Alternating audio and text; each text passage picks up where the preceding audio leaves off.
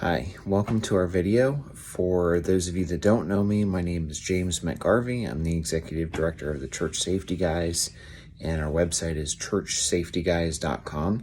And we've got some great resources for churches and place of worship, safety and security teams. And we often do equipment reviews. So today I want to go over a piece of radio equipment and share that with you.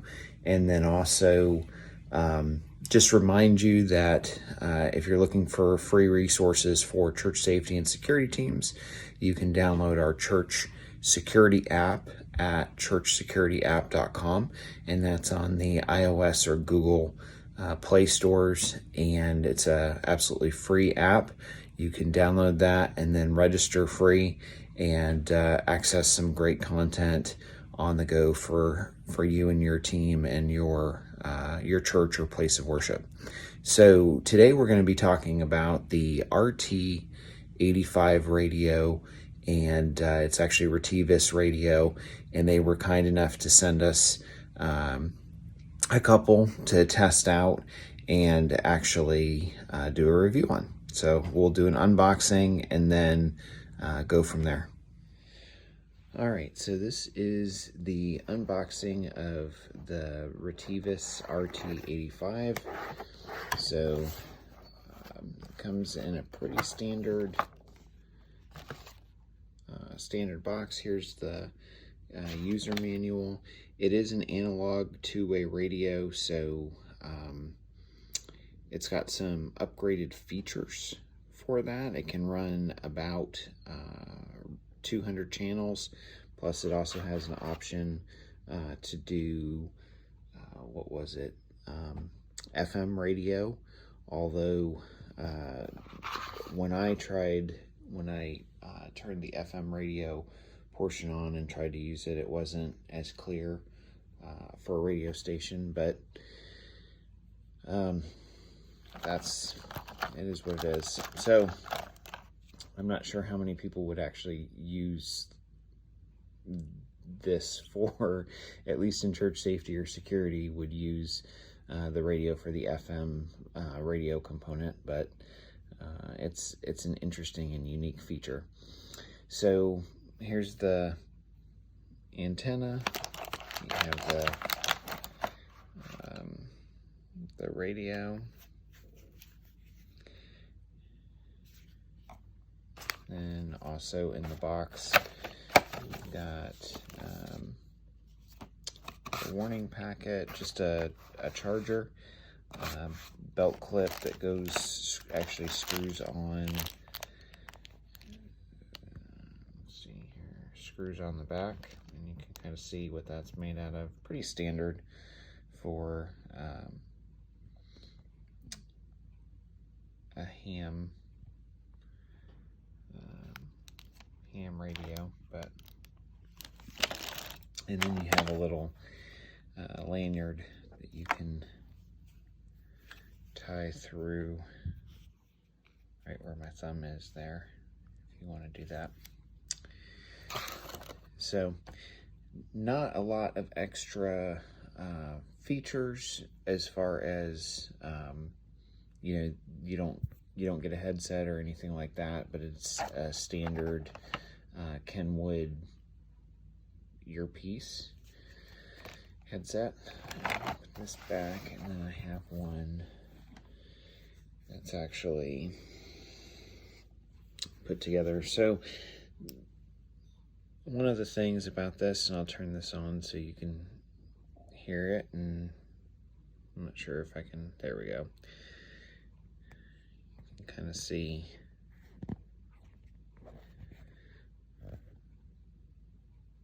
it adjusts. So basically you have the options for two channels, and then as you're going through it, to access or to switch back and forth between those two immediate channels, you hit the A and B button and it'll toggle back and forth. And I'm not going to go into all of the features on this. There is many features that are a reasonable upgrade for a ham radio, UHF ham radio. The frequencies that go from, typically it comes pre-programmed with the FRS channel frequencies or family radio service frequencies. But the cool thing was that when I started messing around with it, and I've spent about a day just kind of going through and trying to use it and everything, it seems pretty robust. And some of the features, I mean, I've used these radios for a long time, and am very familiar with Baofeng and other radios that have been used for church safety. And it seems pretty durable and can handle, from a frequency standpoint, I think it was all the way up to 470 for that. So it's like 160 all the way up to 470. But anyhow, it should be able to handle most FRS frequencies or GMRS, and then of course, depending on what frequency you're using and where you are, would depend or would determine if you need a license for it or not. So, and as far as wattage, I mean, it's a standard 5-watt radio. It has the top button has a flashlight, or an LED.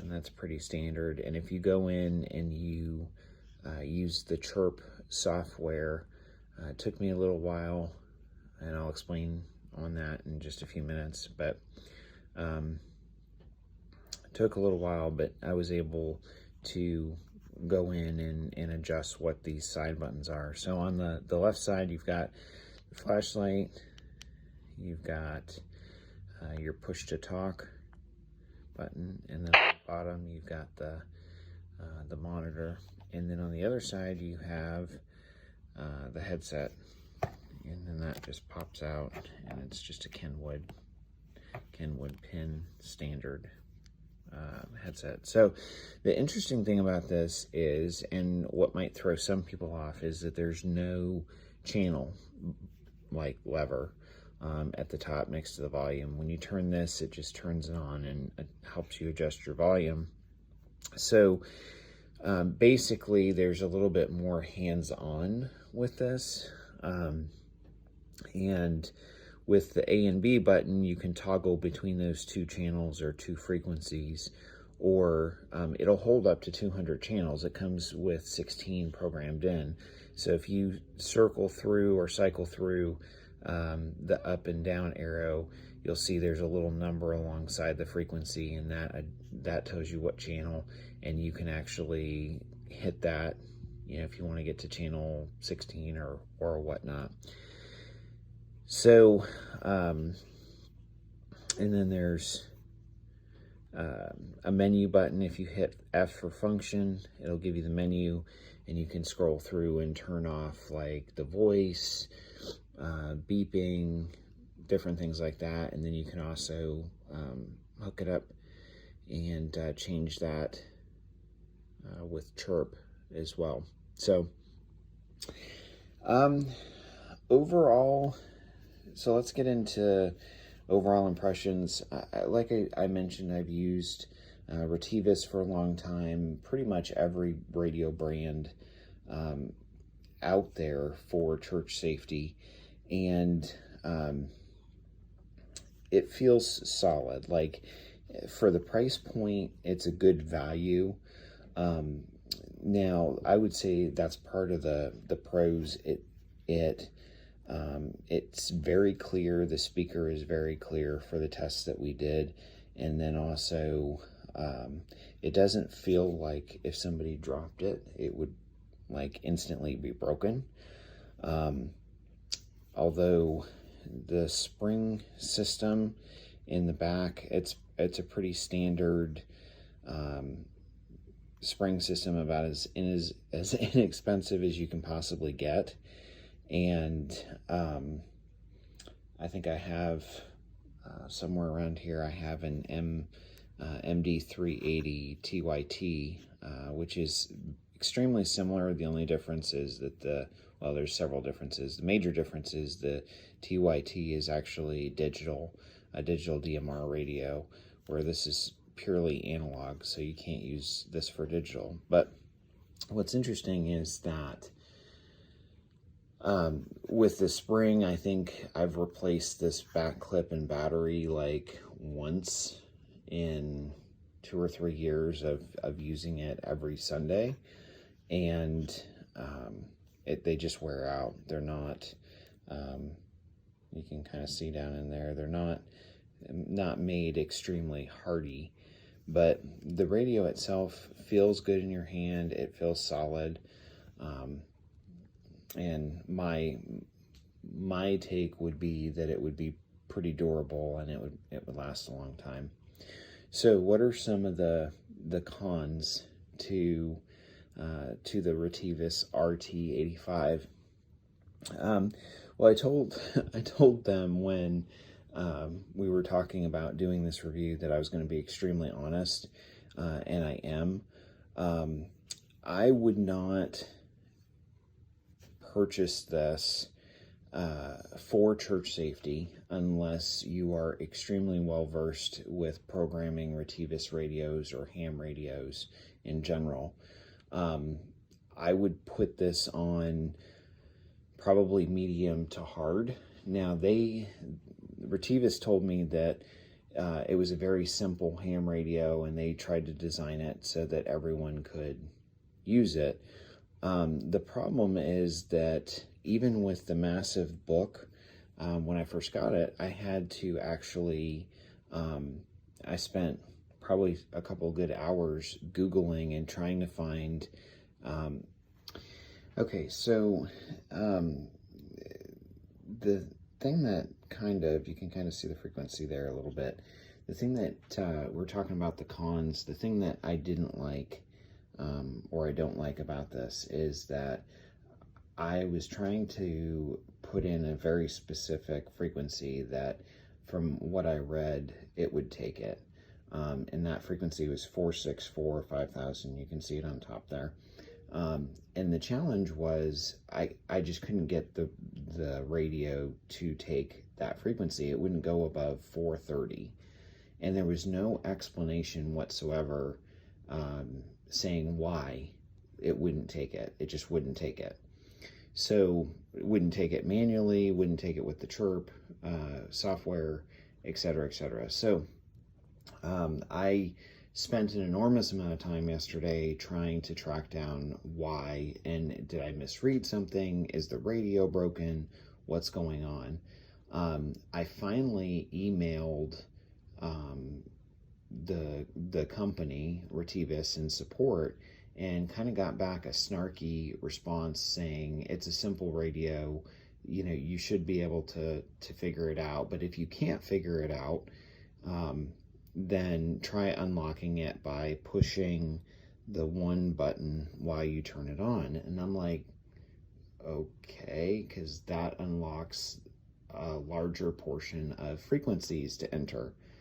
Like, all right, whatever. Well, I ran out and to run some errands, and while I was running errands, I Googled it, and I found there's a YouTube video out there in Chinese, and they have English subtitles basically saying the same thing, that for some reason it unlocks anything from 430 to 470.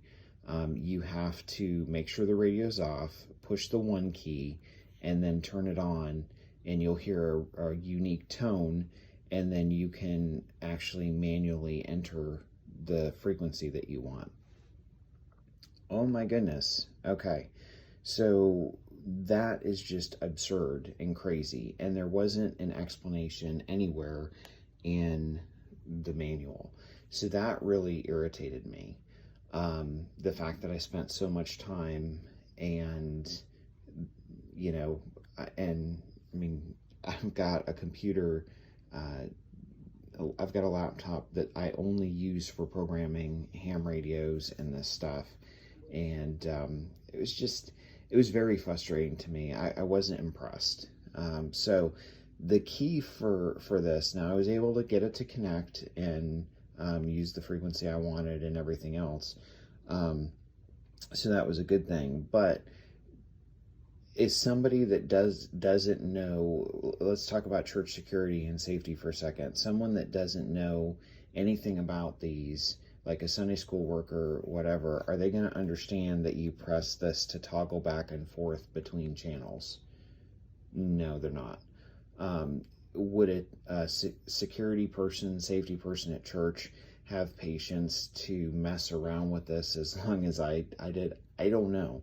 If you like radios, or you're trying to figure out problem-solving things, maybe puzzles, maybe you would continue to mess with it. But I think the majority of people, and I told Retevis this, I think the majority of people are going to send it back and say it's broken. And I pretty much was at that point of saying, I can't figure this out after a day of messing with it. Help me out here, or I'll just send it back to you. So for a con, is it a good, is it a good value? Is it a good radio? I think it could be, but I think one of the challenges is going to be the average person that wants to use a radio, wants to turn it on and go.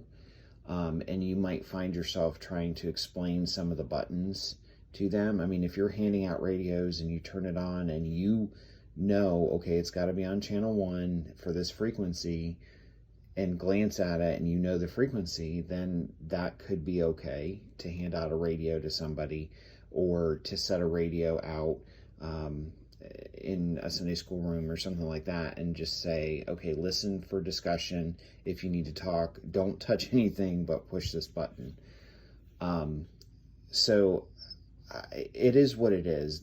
For the value and the price point overall, I think it's a reasonable deal. It seems like a solid radio, but for the application of church safety and security, unless you have an environment where people aren't messing with the buttons and aren't messing with stuff, even accidentally, it's probably not the best suited radio for that. Now, I will say this is probably one of the most higher end analog radios that I've seen in a long time for quality, sound, etc. But just the inconvenience of trying to program it, how challenging that was to unlock it, little information out there, the response of customer service from Retevis, I just was not impressed. Like, I would not, on that alone, I would not buy another Retevis radio ever again. Just very, very snarky and unacceptable. So overall, again, if it's a radio, if you need a radio where you can hand someone it and say, hey, just push this button on the side and talk or listen, then you should be good to go. It's not that big of a deal.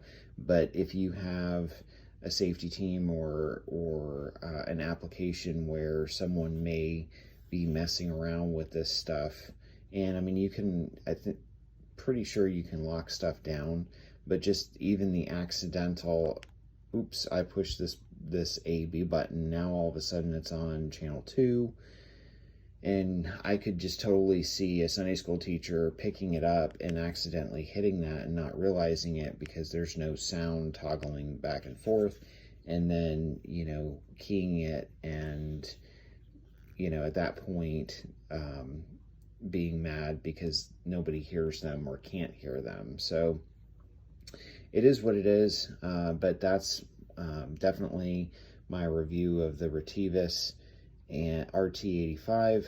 And if you have any questions or comments about it, you're welcome to post them in the place below. So thanks for watching. And as always, for church safety and security information resources, visit our website at churchsafetyguys.com, or download the Church Security app at churchsecurityapp.com, and click like and subscribe to our channel. So as we do more equipment reviews on specific things, you're welcome to reach out to us on something you'd like to see us do a review on for practicality. And if you click like and subscribe, then as we get new videos, you'll see some new content. So take care.